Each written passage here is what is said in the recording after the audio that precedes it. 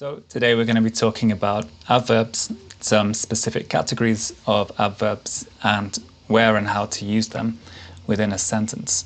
So first of all, let's start by asking, what is an adverb? If you don't know, take a second to Google it, come back. And yeah, an adverb is essentially a word which describes an action. So it gives some nuance. We talk about the way that we perform this action. So let's see an example. She ran down the hall. When we read this sentence, what do we imagine?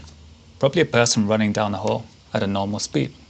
But we can see when we add an adverb here, slowly, our image changes. Now we imagine a different speed that the person is running at. Same happens here. If we add quickly, now the person is running a bit faster, right? We can add a bit more nuance with adverbs such as awkwardly. We might imagine the person is tripping, falling, there's something wrong with them. Or even desperately, where we have a sense of fear, of tension. Maybe she's running away, escaping from something. So there are quite a few different categories of adverbs. We've got adverbs of frequency, adverbs of probability, and today we're going to look at a specific category of adverb. But first, let's try to answer this question together to identify the category.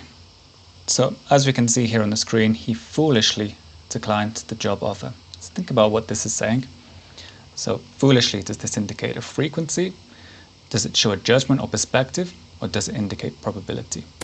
And if you said judgment or perspective, you are correct. So this forms part of a family of adverbs called viewpoint adverbs. They indicate a speaker or writer's perspective, their attitude or evaluation of something. And they can be used to express certainty, attitudes or feelings, judgment, perspectives or angles. I recommend here that you pause the video, take a look at the different examples and some of the sentences in context.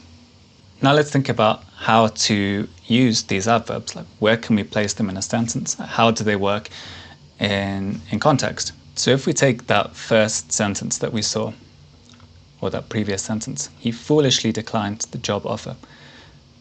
Could this go in a different place? If we try it at the start of the sentence, foolishly he declined the job offer, or he declined the job offer foolishly, we can see that yes, it does work and it can go in both of these places. So let's take a deeper dive at that positioning of viewpoint adverbs within a sentence. As we saw, they are highly flexible, they're very versatile. We might typically see them in the mid position, so in the middle of a sentence, which is perhaps the most neutral tone, the most neutral place for them, very close to the auxiliary verb. But as we've seen, they can also go in different positions. So if we look at the initial position, this is very common. And when we place the adverb at the very start of a sentence, this sets the context, sets the tone for what is going to come. So economically, the plan is a disaster. This sentence is going to be seen through an economic viewpoint, through an economic lens. In mid-position, as we saw, they're going to come usually after the first auxiliary verb. They might come directly after the verb to be. Or if there is no auxiliary verb, they will come usually between the subject and the verb. So again, this gives quite a neutral tone.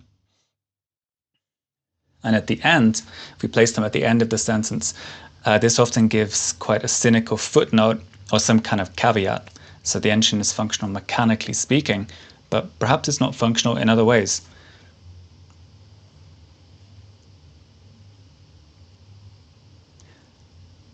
And we can see a chart here with a brief summary. So again, if you want to stop, pause the video, go over that in detail. And yeah, initial position.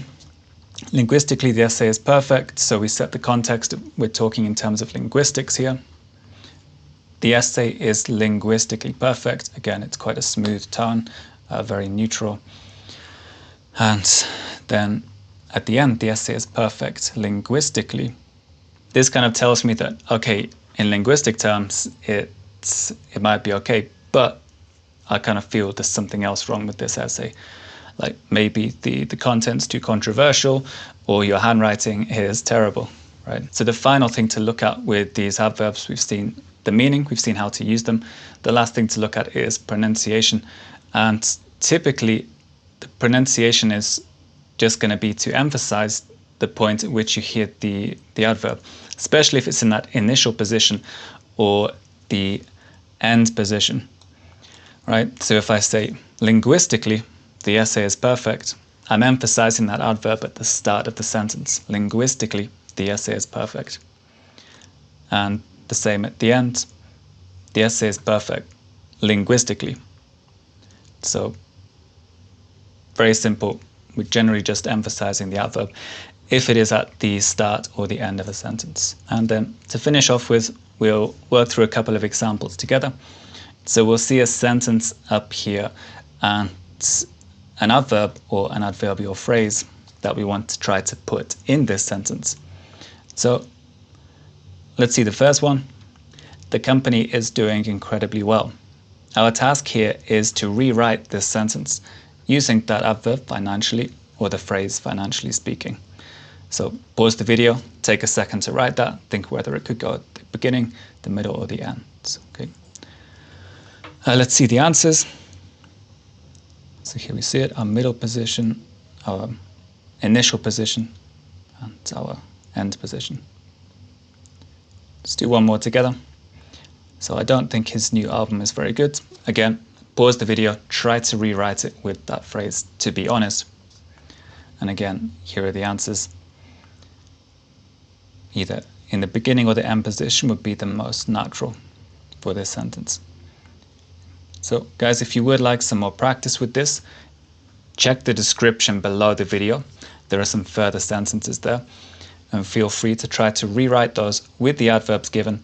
You can do that either by yourself or you can use the comments section as a space to practice. So guys, that's it. That's viewpoint adverbs, what they are, how they function in a sentence, their pronunciation, and we've worked through some practice examples.